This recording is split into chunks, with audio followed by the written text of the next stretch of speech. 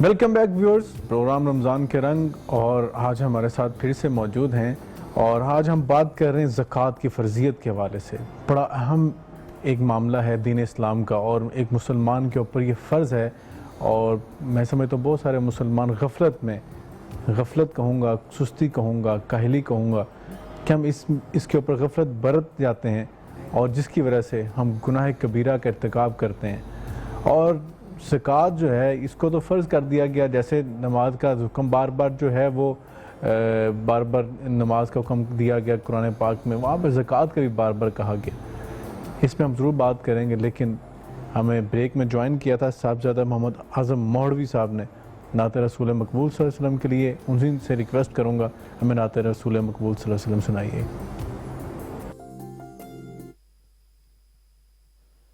زمین و زمان تمہارے لیے،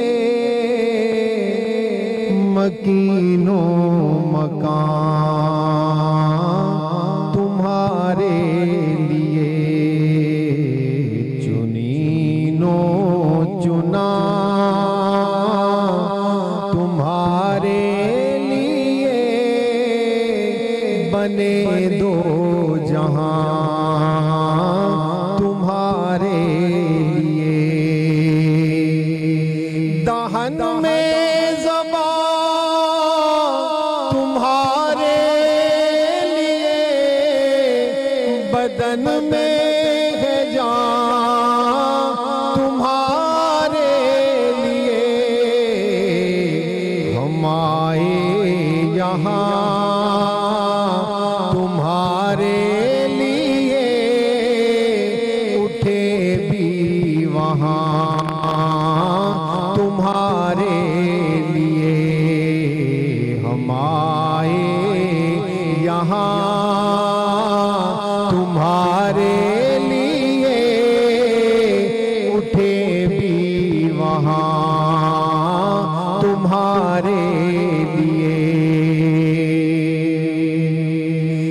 اشارے سے چاند چیر دیا، چھپے ہوئے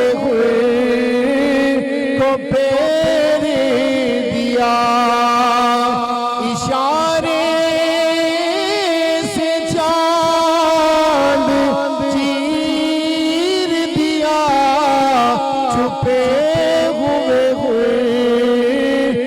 پھیر دیا،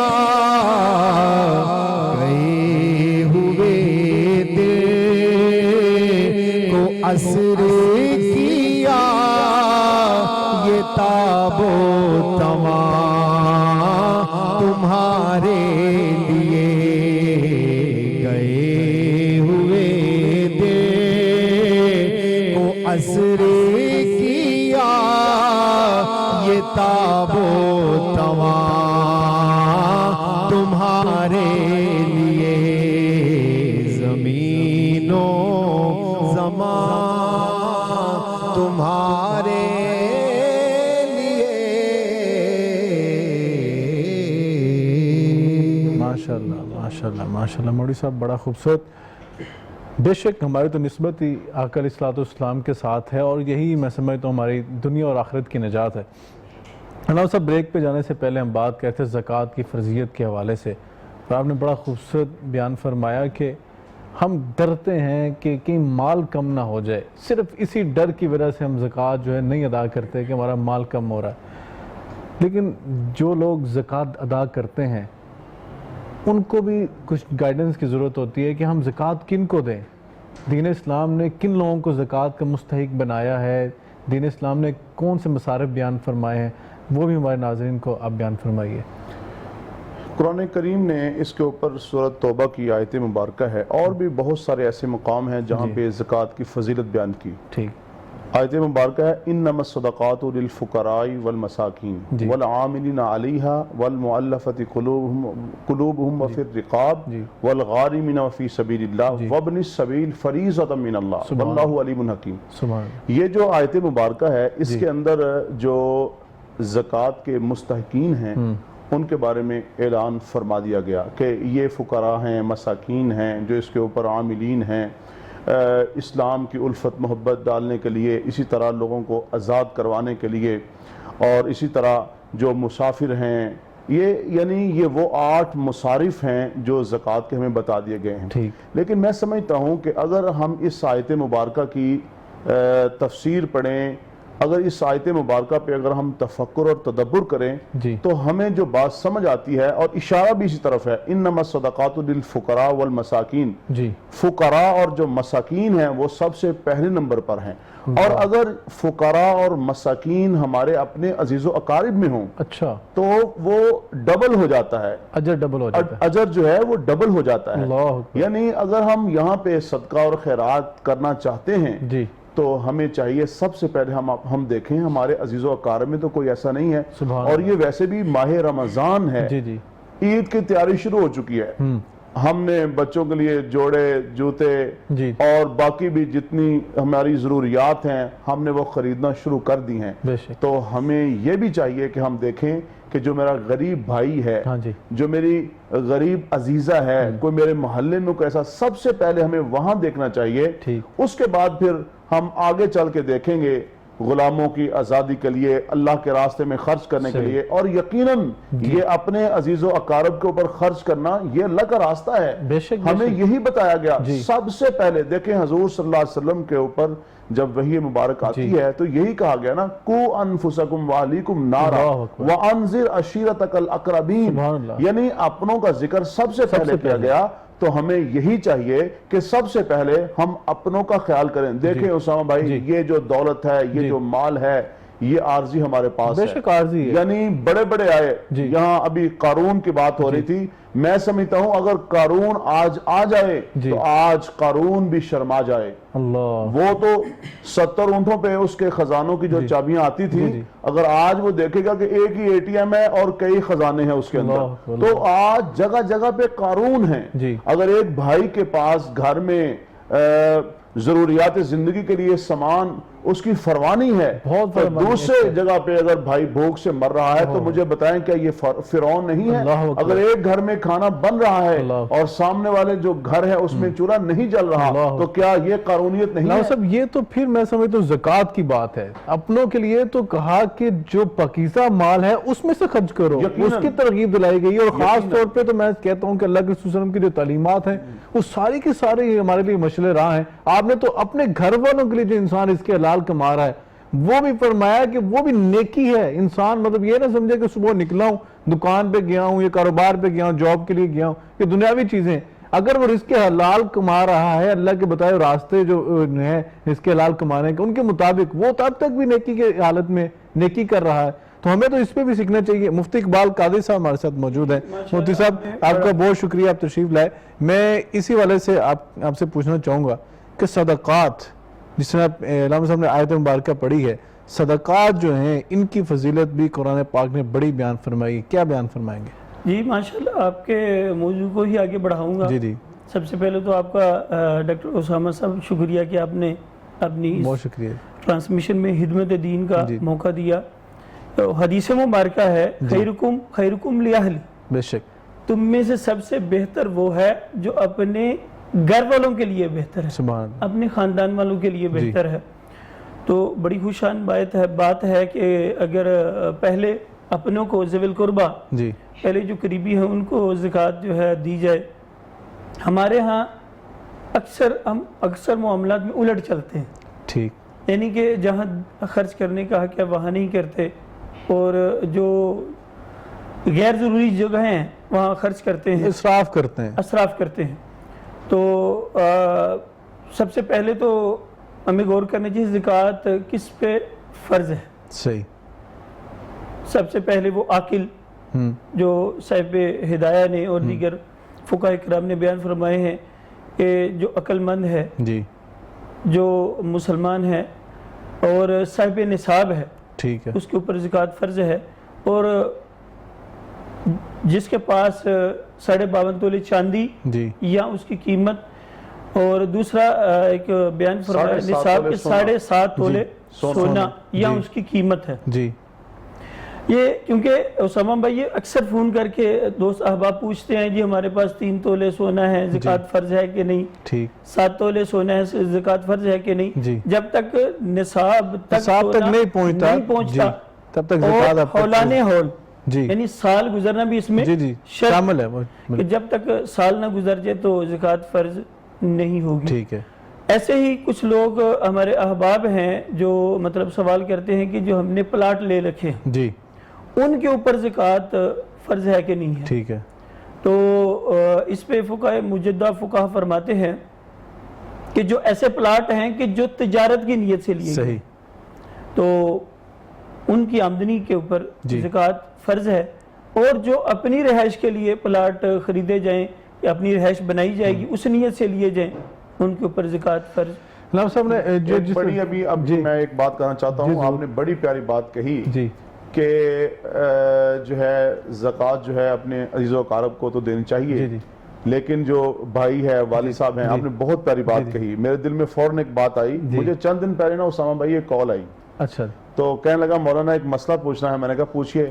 کہتا جی میں زکوٰۃ اپنے والد صاحب کو دے سکتا ہوں؟ اللہ. تو مجھے اتنا دکھ ہوا تو میں نے کہا کہ یار تجھے یہ مسئلہ پوچھتے ہوئے شرم نہیں آئی؟ تمہیں یہ شرم نہیں آئی یہ بات پوچھتے ہوئے کہ اپنے باپ کو میں زکوٰۃ دوں؟ جو ناپاک مال ہے پاکی کے لیے اپنے باپ کے اوپر خرچ کرنا چاہتے ہو. تو یہ بھی آج بہت بڑا دکھ اور صدمہ ہے. وہ بھی تو ایک آیا تھا نا کہ ایک بندہ اللہ کے رسول کی خدمت میں، اللہ کے رسول میرے باپ کا میرے مال پہ کتنا حق ہے؟ تو آپ نے فرمایا تو اور تیرا مال وہ تو تیرے باپ کا ہے، ملکیت اصل اسی کی ہے. مطلب یہاں یہ بھی ناظرین کو چاہیے کہ کم از کم یہ خیال کریں. آپ نے بہت اچھی بات کہی کہ کم از کم جو ہمارے والد صاحب ہیں، ہمارا بھائی ہے، ہمیں کم از کم ان کو پاک مال سے دینا چاہیے. اور میں سمجھتا ہوں کہ یہی انسان کے اندر کی بات ہے کہ انسان اندر سے کتنا کو ٹھیک ہے. علامہ صاحب نصاب کی بات کر دی انہوں نے. نصاب جو ہے اس حوالے سے لوگ بڑا جو ہے مشکل کا شکار ہو جاتے ہیں کہ پتہ نہیں کتنا نصاب نکالیں. ذرا آپ آسان انداز میں بتا دیں کہ جو زکوٰۃ پورا سال جتنا مال انسان کے پاس رہا، چاہے وہ دکان کی صورت میں ہے چاہے اس مکان میں رہ رہا ہے، اس کی بھی زکوٰۃ ہوتی ہے؟ اسامہ بھائی بات یہ ہے کہ یہ کام بڑا ہی آسان ہے. ہم ایسے اس کو مشکل کی طرف ہم لے گئے ہیں. اگر ہمارے پاس آج مال موجود ہے تو اس کے اوپر ہولان ہول جیسے مولانا عرض کر رہے تھے 1 سال کا گزرنا، یعنی 1 سال جو ہے وہ گزر جائے. اگر آج میرے پاس 5 لاکھ روپیہ ہے تو اس کے اوپر 1 سال گزرنا چاہیے، پھر جا کے زکوٰۃ ہوگی. یہ نہیں ہے کہ آج میرے پاس 5 لاکھ روپیہ آ گیا تو 1 مہینے کے بعد. علامہ صاحب وہ 20 لاکھ یا 5 لاکھ جو آپ بات کر رہے ہیں جی وہ پورا سال پڑا رہے، اس میں خرچ نہ کیا جائے یا وہ انویسٹ کیا ہوا ہے؟ اگر آپ نے انویسٹ کیا ہوا ہے، آپ بزنس کر رہے ہیں، آپ تجارت کر رہے ہیں، 1 سال گزرنا. جب 1 سال گزرے گا تو 1 سال پہلے جو آپ کے پاس مال تھا، سال گزرنے کے بعد اسی مال کے اوپر زکوٰۃ ہوگی.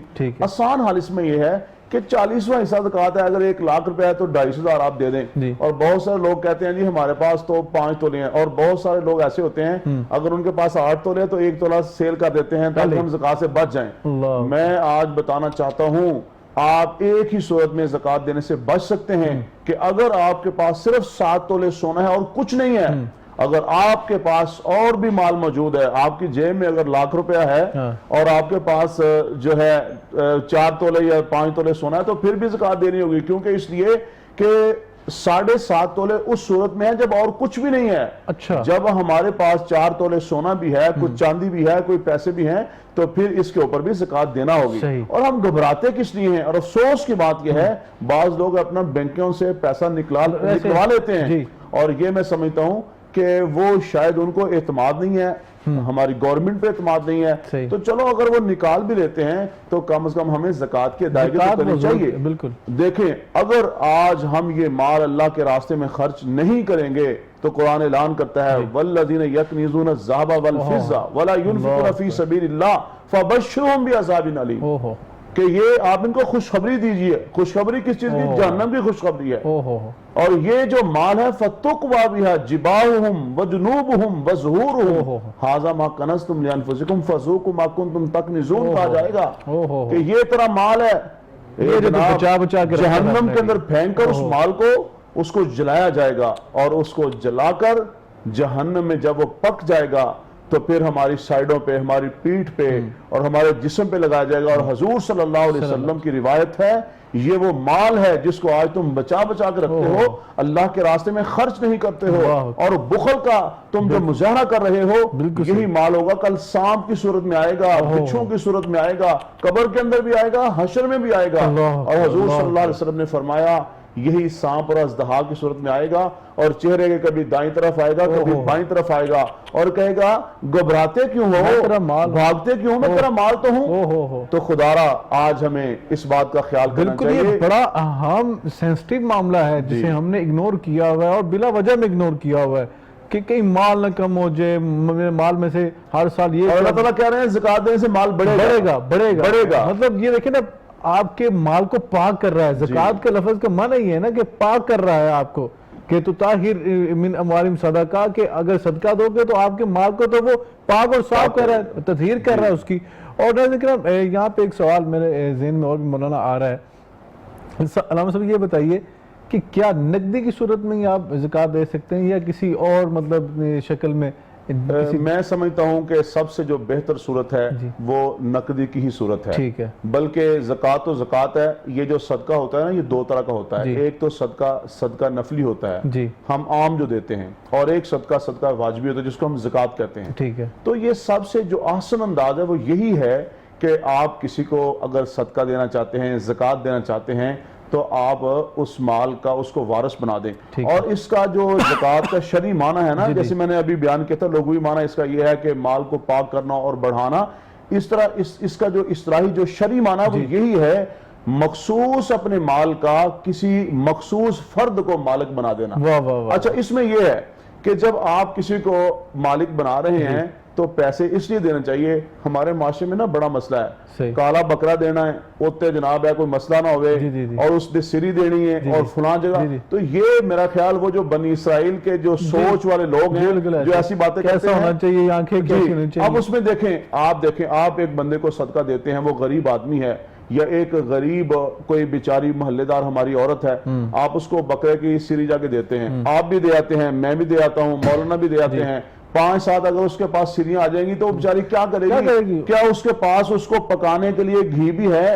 کیا اس کا چولہا بھی چل رہا ہے؟ اگر دوسری بات، اگر وہ بیمار ہے، اس نے تو دوائی لینی ہے، تو اس کو آپ کی سری کیا دے گی اور اس کے اوپر اجر و ثواب کیا ہوگا؟ میرے کہنے کا مقصد یہ ہے آپ نقدی کی صورت میں دے دیں اور اس انداز میں دیں تاکہ وہ بیمار ہے تو دوائی لے سکے، وہ صحت یاب ہے تو ضروریات ہیں، اس کو لباس چاہیے، اس کو اشیاء خوردنوش چاہیے، پیسوں سے ہر چیز خریدی جا سکتی ہے، آسانی ہے. اور اس میں بہتر یہ ہے آپ نقدی کی صورت میں ہی زکوٰۃ جو ہے آپ اس کو ادا کریں. اور اس کے ساتھ ایک بات اور ہے کہ بعض لوگ یہ سوچ رہے ہوتے ہیں کہ رمضان کا مہینہ آئے گا تو زکوٰۃ دیں گے. رمضان کے مہینے میں اسی صورت میں زکوٰۃ دی جا سکتی ہے اگر غیر رمضان میں لوگوں کو ضرورت نہیں ہے، اگر لوگ بھوک سے مر رہے ہیں، اگر لوگ پیاس سے مر رہے ہیں، اگر لوگ بیماریوں سے بیچارے جکڑے ہوئے بیماریوں میں، تو پھر اس وقت آپ زکوٰۃ دیجئے.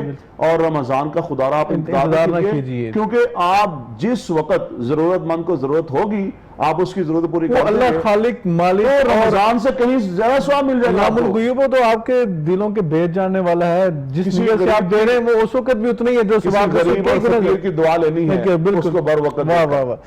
علامہ صاحب نے بڑا خوبصورت بیان فرمایا کہ کسی غریب کی دعا لینی ہے. رمضان مبارک ہے مفتی صاحب، صدقات خیرات نبی کریم صلی اللہ علیہ وسلم کے والے سے آتا ہے کہ آپ کا جو رمضان مبارک میں معمول ہوتا تھا کہ اتنی صدقہ خیرات آپ فرمایا کرتے تھے کہ کوئی تیز ترین آندھی بھی اس کا مقابلہ نہیں کر سکتی تھی. سبحان اللہ. مفتی صاحب کس طرح لوگوں کو راغب کیا جائے کہ رمضان میں صرف زکوٰۃ نہیں دیگر اپنے مال میں صرف صدقہ خیرات کیا جائے؟ پہلے تو قرآن کی طرف رجوع کرنا چاہیے کہ قرآن کریم میں اس کا بڑا اجر ہے. صحیح.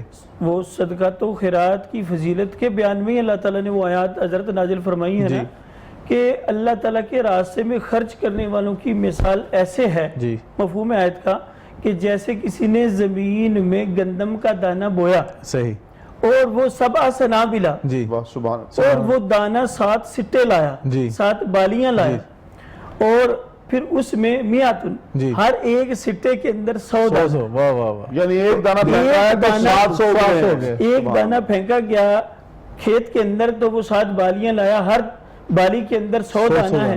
تو گویا 1 روپیہ خرچ کرنے سے اللہ تعالیٰ 700 نیکیاں دے رہا ہے، روپیہ خرچ کرنے کا ثواب عطا فرماتا ہے۔ اور پھر یہ نہیں جی حضرت آیت کے آخر کے جو الفاظ ہیں وہ بڑے پر لطف ہیں جی، کہ واللہ یضاعف لمن یشاء، سبحان اور جس کے لیے اللہ تعالیٰ چاہے اس سے بھی دگنا، یعنی 1400 روپے خرچ کرنے کا بھی ثواب اللہ تعالیٰ فرمائے گا۔ جتنا تقوی، نیت اعلیٰ ہوگی، مال اعلیٰ ہوگا اور اچھے ارادے کے ساتھ جب بندہ دے گا تو پھر اللہ تعالیٰ کی ذات ارشاد فرماتی قرآن کریم میں کہ پھر 1 روپے کا جو اجر ہے وہ 1400 گنا تک بھی اللہ تعالیٰ عطا فرماتا ہے۔ بالکل جس نے فرمایا گیا کہ اور یہ آواز ہے مفتی صاحب، یہ آواز ہے تو اللہ رب العزت کے ہاں تو دخل ہے، خزانہ کی کمی کوئی نہیں ہے، وہ تو تمام جہانوں کے خزانوں کا مالک ہے، تو وہ تو جب دینے بھی آتا ہے تو وہ چھپڑ پھاڑ کے بھی عطا کر دیتا ہے۔ جس طرح آپ فرما رہے ہیں کہ کس طرح جو ہے ہم راغب ہوں، تو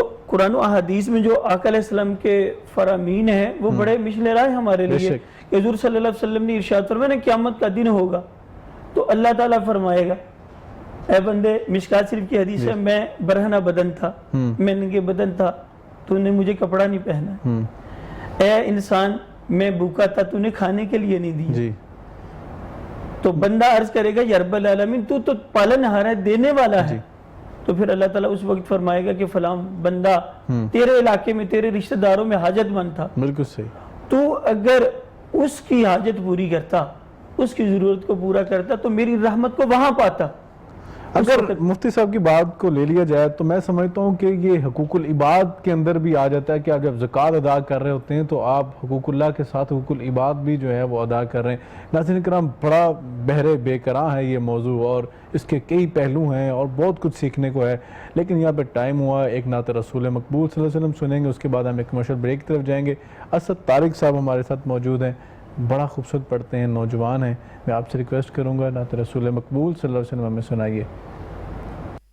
چمک تجھ سے پاتے ہیں سب پانے والے، میرا دل بھی چمکاتے چمکانے والے، چمک تجھ سے پاتے ہیں سب پانے والے، چمک تجھ سے پاتے ہیں سب پانے والے، چمک تجھ سے پاتے ہیں سب پانے والے، میرا دل بھی چمکا دے چمکانے والے، میرا دل بھی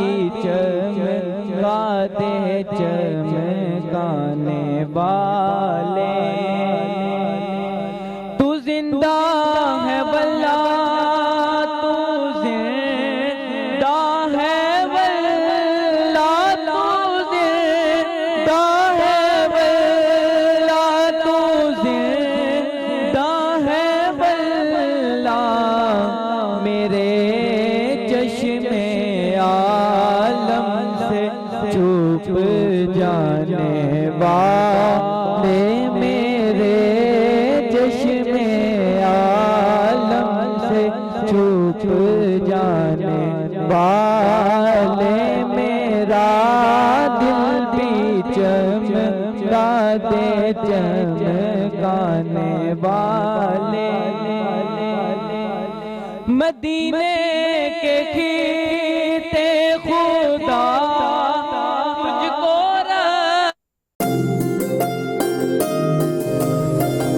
ویلکم بیک ویورز، پروگرام رمضان کے رنگ سر ٹرانسمیشن، اور ہم اس ٹائم بات کر رہے تھے زکوٰۃ کی فرضیت کی اور زکوٰۃ کے نصاب کی اور زکوٰۃ کے فضائل کی، اور جو اللہ رب العزت نے زکوٰۃ کے مصارف بیان کیے ہیں ان میں حکمتیں کیا ہیں کہ آخر کیوں یہی 8 کیوں، اس کے اندر اللہ رب العزت کی پوشیدہ حکمتیں ہیں جو اس معاشرے کی ضرورت ہیں، اسی پہ ہم بات کریں گے۔ لیکن بریک میں جوائن کیا ہے ملک کے معروف 2 نعت خواں ہیں ہمارے ساتھ موجود ہیں، اور ان کی موجودگی کا فائدہ اٹھاتے ہوئے سب سے پہلے میں وسیم شفیق صاحب سے ریکویسٹ کروں گا کہ نعت رسول مقبول صلی اللہ علیہ وسلم کے اشعار ہمیں سنائیے۔ حشر میں خود کو جو دیکھوں گا بکھر جاؤں گا آپ نے گر نہ سنبھالا تو کدھر جاؤں گا آپ نے گر نہ سنبھالا تو کدھر جاؤں گا میرا سر آپ کی دہلیز کے قابل تو نہیں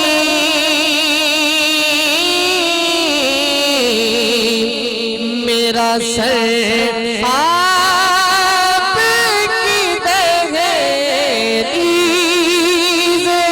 کے قابل تو نہیں قابل تو نہیں خاک بن کر تیرے قدموں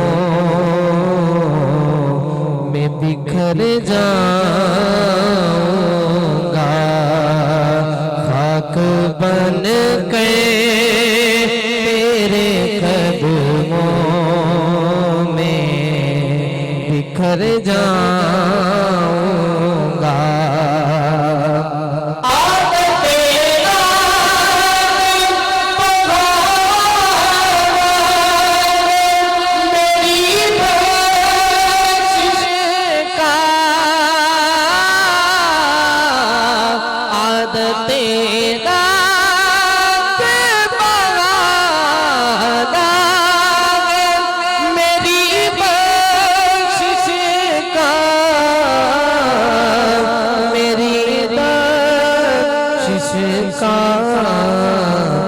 نعت پڑھتے ہوئے میں کل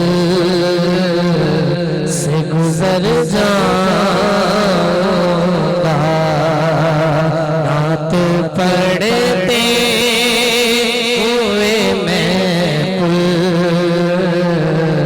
سے گزر جاؤں گا اس سے بھر کے نہیں اعزاز کوئی اور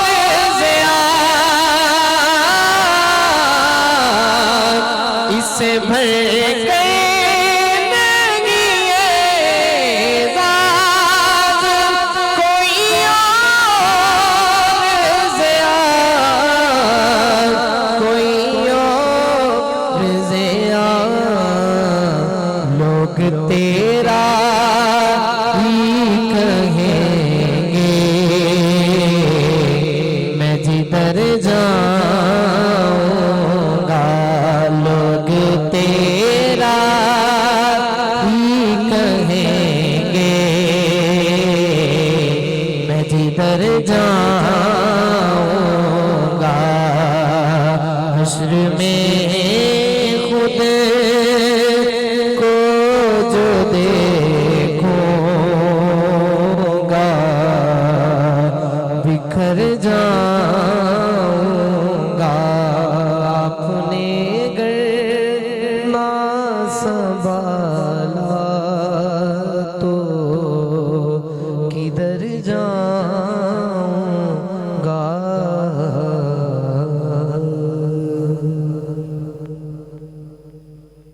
رب العزت آپ کی اس کاوش کو قبول فرمائے۔ ناظرین کرام، ہم زکوٰۃ کی مسائل پر بات کر رہے ہیں، احکام پر بات کر رہے ہیں۔ علامہ صاحب موجود ہیں اور بڑی خوبصورت ہماری رہنمائی فرما رہے ہیں۔ علامہ صاحب، ہم نے فرضیت کی بات بھی کی کہ دین اسلام نے کیوں فرض کیا ہے اور اس کا نصاب بھی ہم نے بیان کر لیا، لیکن مال کیسا ہونا چاہیے؟ ہم دیکھتے ہیں بہت سارے لوگ، ہم جانتے ہیں بخوبی ان کو کہ لوگوں کی زمینوں پر قبضے کیے ہوئے ہیں، لوگوں کے حق مارے ہوئے ہیں، لوگوں کو چھوڑ کے اپنوں کے حق مارے ہوئے ہیں، لیکن اس حق کو مارنے کے بعد وہ انفاق فی سبیل اللہ بھی کر رہے ہیں، وہ اللہ کی راہ میں مال بھی خرچ کر رہے ہیں۔ کیا اللہ ایسا مال قبول فرماتا ہے؟ دیکھیں جی، سب سے پہلی بات تو یہ ہے، ابھی آپ بڑی خوبصورت بات پہلے فرما رہے تھے کہ جو زکوٰۃ ہے لوگوں میں کیسے ایک آگاہی پیدا کی جائے، لوگوں کو کیسے اویئرنس دی جائے۔ تو حضور صلی اللہ علیہ وسلم کی جو اللہ تعالیٰ نے صفات پیش کی ہیں، سبحان اللہ، ان میں دو جو آپ کی صفات ہیں وہ بشیرا و نذیرا ہے، اللہ کہ حضور صلی اللہ علیہ وسلم خوشخبریاں بھی دیتے ہیں اور ڈراتے بھی ہیں، اور ڈرانے میں شفقت ہے۔ بالکل ایسے ہی تو حضور صلی اللہ علیہ جہنم سے ڈرایا وسلم جا رہا کوئی بھی کوئی بھی اگر عمل بتایا نا، نماز پڑھو، کہا اس پہ یہ اجر و ثواب ہوگا، سبحان اللہ، نہیں پڑھو گے تو اس کے اوپر عتاب ہوگا۔ ہر چیز کی ترغیب بھی دی گئی اور ہر چیز کی جو ہے ترہیب بھی دلائی گئی، ڈرایا بھی گیا۔ اسی طرح جو زکوٰۃ ہے، دینے کے اوپر مال پاک ہوگا، مال میں برکت آئے گی، جان صحت میں برکت آئے گی، اور اگر آپ اللہ کے راستے میں خرچ نہیں کرتے، یہی مال آپ کا وبال بن جائے گا، بخل کی وجہ سے جہنم میں جائیں گے۔ اور ایک بڑی خوبصورت حدیث مبارکہ ذہن میں آ رہی ہے کہ ان الصدقۃ لا تطفئ غضب الرب وتدفع میدۃ السوء، کہ جو صدقہ ہے اللہ کے غضب سے آپ کو بچا دے گا، اللہ کے غضب کو ٹھنڈا کر دے گا اور بری موت سے آپ کو بچا دے گا۔ اگر اللہ تعالیٰ کا غضب ٹھنڈا ہو گیا اور ہم بری موت سے بچ گئے، اور ہم نے کیا چاہیے؟ دوسری بات آپ نے جو فرمائی ہے، سوال جو آپ نے کیا کہ آج لوگ ظلم بھی کر رہے ہیں، قبضے بھی کر رہے ہیں، اور جو حق وراثت ہے ہماری بہنوں کے جو وہ بھی نہیں دے رہے، مال غصب کیے ہوئے ہیں، ہڑپ کیے ہوئے ہیں، اور جناب صدقہ بھی نکال رہے ہیں، زکوٰۃ بھی دے رہے ہیں، حج کے اوپر دیکھیں بات یہ ہے کہ قرآن اعلان کرتا ہے کہ ان الذین یاکلون اموال الیتامی ظلما انما یاکلون فی بطونہم نارا وسیصلون سعیرا۔ یہ جو ظلم کے ساتھ آپ کسی کا مال غصب کر رہے ہو، کھا رہے ہو، اپنے پیٹوں میں آگ بھر رہے ہو، یہ ہم اپنے پیٹوں میں آگ بھر رہے ہیں، لیکن سمجھائے گا کون؟ یہی بات تو ہم نے ممبر و محراب سے کرنی ہے، علماء کا حق بنتا ہے۔ علماء کرام جہاں پہ آپ لوگوں کو نماز بتاتے ہیں، آپ لوگوں کو بتائیں، آپ کتنی ضروری ہے، آپ خدا ان کے اوپر بات کیجئے، آپ لوگوں کو بتائیے اعتدال کیا چیز ہے، آپ لوگوں کو بتائیے اخوت کیا چیز ہے، آپ لوگوں کو بتائیے برداشت کیا چیز ہے، آپ لوگوں کو بتائیے صلہ رحمی کیا چیز ہے۔ خدا را آپ لوگوں کو بتائیے بھائی کا حق کھا کر اگر تم حج پہ جا رہے ہو تو یہ مت سمجھنا اس حج کی وجہ سے تم جنت میں چلے جاؤ گے۔ بیت اللہ کے چکر کاٹنے والوں، لوگوں کو جو چکر دے رہے ہو، ان چکروں کی وجہ سے تم بخشے نہیں جاؤ گے۔ دیکھیں نا نام صاحب کیسے خوش نصیب لوگ ہیں جو اللہ کو پکارتے ہیں، لبیک اللہم لبیک، اللہ رب العزت خوش ہو کے 3 مرتبہ کہتا ہے لبیک و صادق، آجا بندے تیرا آنا قبول فرمایا۔ ایک بندہ وہ بھی تو ہے نا جس کو اللہ رب العزت فرمائیں گے لا لبیک ولا صادق، تیرا آنا ہم نے قبول نہیں کیا، زادو کا حرام و ملبسو کا حرام، ہم نے تیرا تو زاد و راہ بھی حرام پیسے کا، تیرا حرام جو ہے وہ بھی حرام پیسے کا۔ اللہ صاحب کیا فرمائیں گے کہ آپ نے جو بات کی ہے کہ ہم ممبر و محراب سے بات تو کرتے ہیں، لیکن آگے سے عوام بھی تو دیکھیں نا، علماء تو بیچارے اپنی ذمہ داری پوری کر دیتے ہیں، عوام کہتے ہیں کہ اب پتہ نہیں مولوی صاحب یہ بات کرنے کے بعد اپنے مدرسے کے لیے چندہ مانگ لیں گے۔ شاہ صاحب آج ایک بڑا لمحہ فکر یہ بھی ہے، آگ لگانے والے بڑے ہیں، آگ بجھانے والے بڑے ہیں۔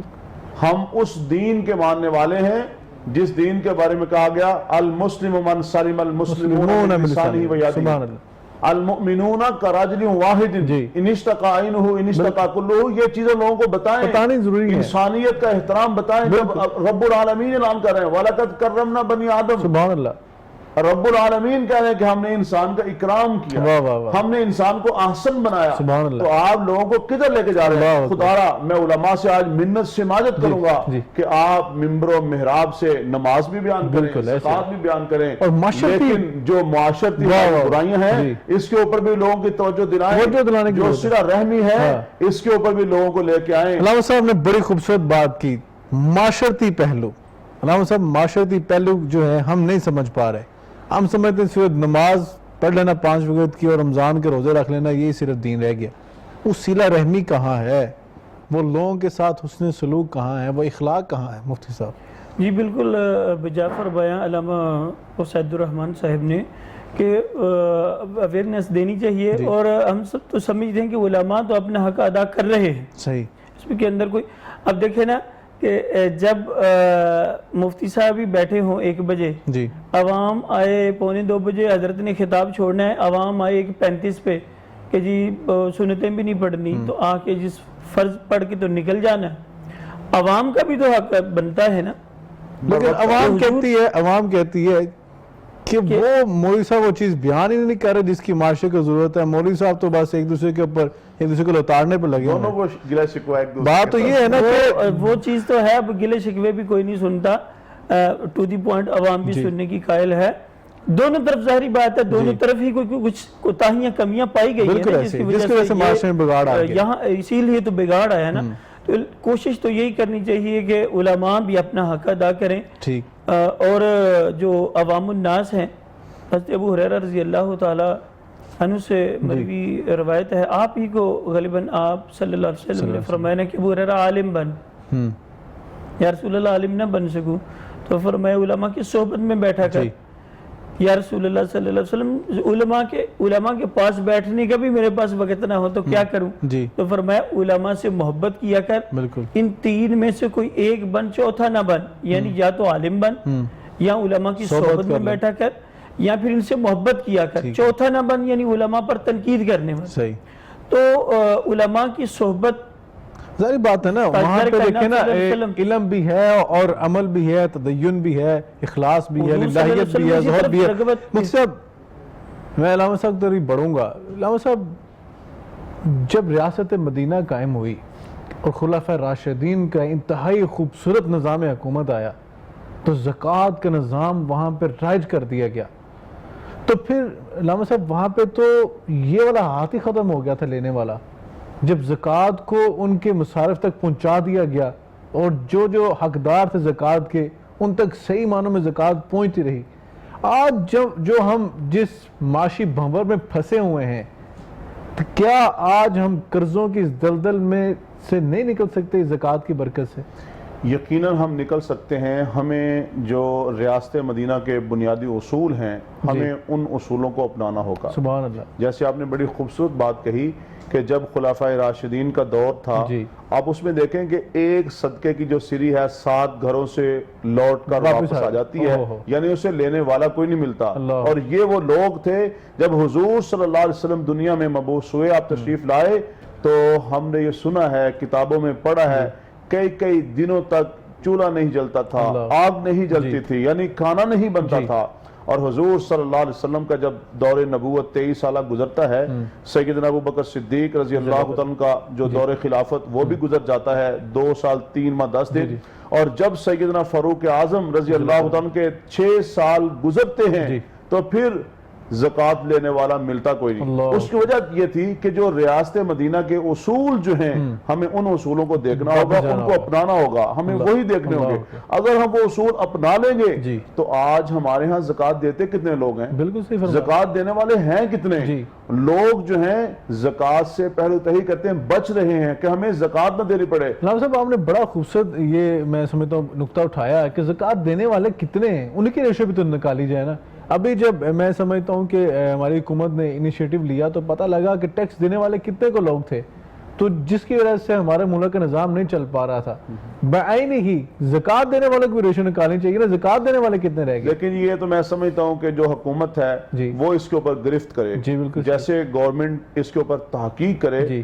آخر دیکھیں ہم نام لیتے ہیں ریاست مدینہ کا، تو جب ہم نام لیتے ہیں بڑا خوبصورت نعرہ ہے، بڑا خوبصورت نعرہ ہے، اس کو اگر اس پہ امپلیمنٹ کیا جائے تو بڑا خوبصورت نعرہ ہے۔ دیکھیں جی ریاست مدینہ اگر آ جائے نا تو روایت مدینہ صرف مسلمانوں کے لیے نہیں، وہ غیر مسلموں کے لیے بھی امن کا پیغام، محبت کا پیغام، رواداری اور اعتدال کا پیغام ہے۔ اور آج میں ایک بات اور بھی کرنا چاہتا ہوں کہ بہت سارے لوگ ایسے ہیں کہ جو پاکیزہ مال سے زکوٰۃ نہیں دیتے۔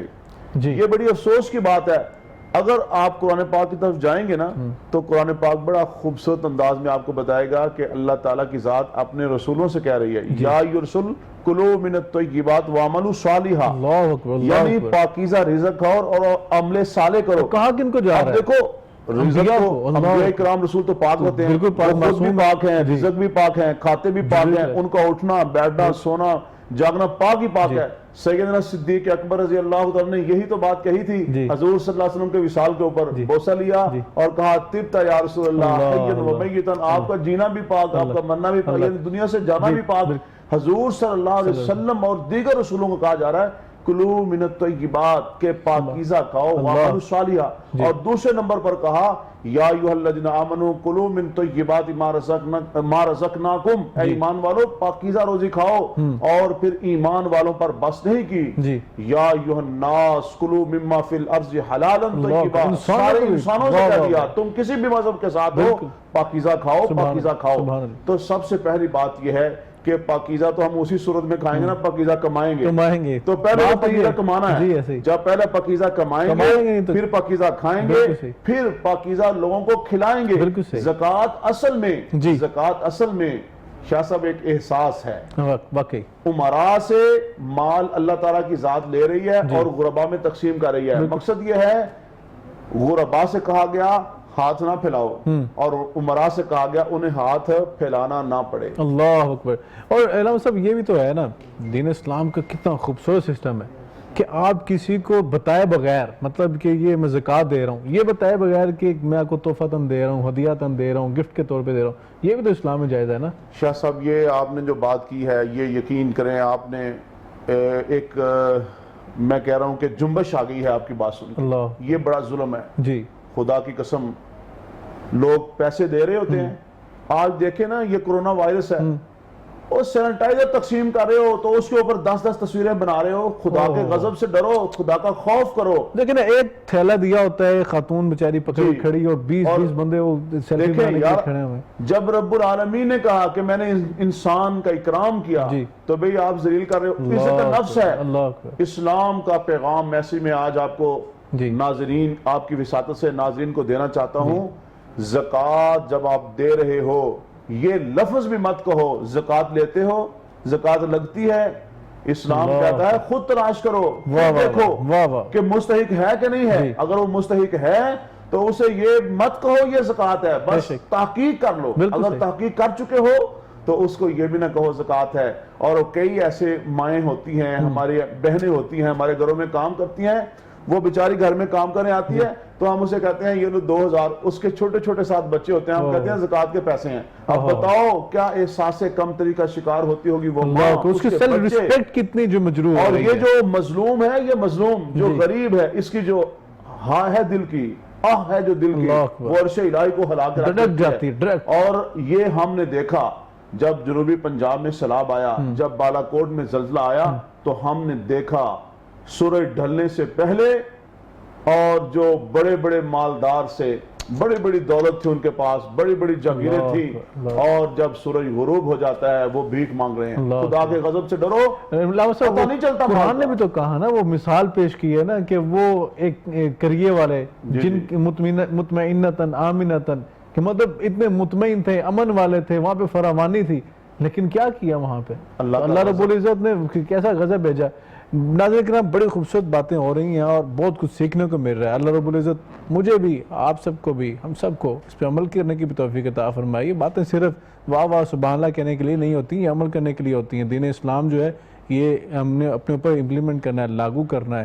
امام عبداللہ بن مبارک کا قول سنیے، لو کان حبک صادقا لاطعتہ ان المحب لمن یحب مطیع۔ کسی سے محبت کا دعویٰ کرتے تو اطاعت بھی کر کے دکھاؤ محبوب کی۔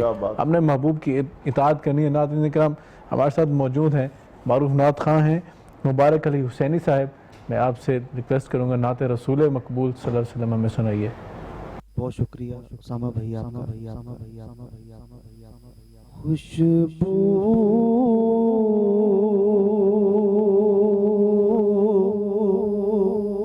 ہے دو عالم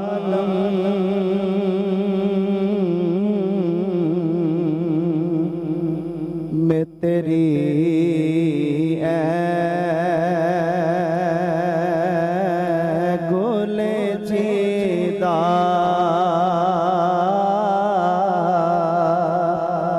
خوشبو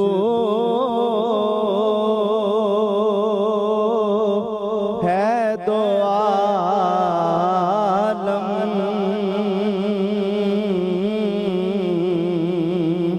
میں تیری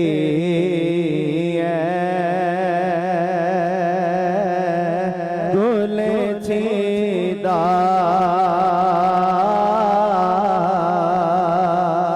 کس منہ سے بیان ہو تیرے اوصاف حمیدہ کس منہ سے بیان ہو تیرے اوصاف حمیدہ اے رحمت عالم تیری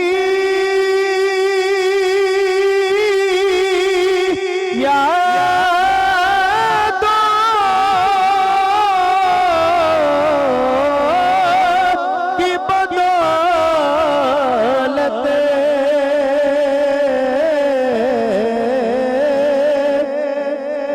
اے رحمت عالم تیری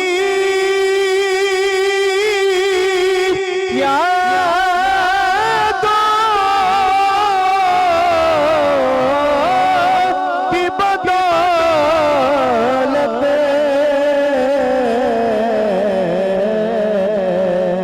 کس در جا سکوں میں میرا قلب تبیدہ کس در جا سکوں میں میرا قلب تبیدہ تجھ سا کوئی آیا ہے نہ آئے گا جہاں میں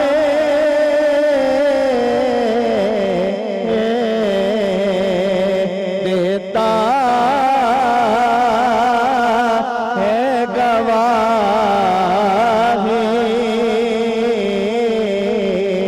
یہی عالم کا جریدہ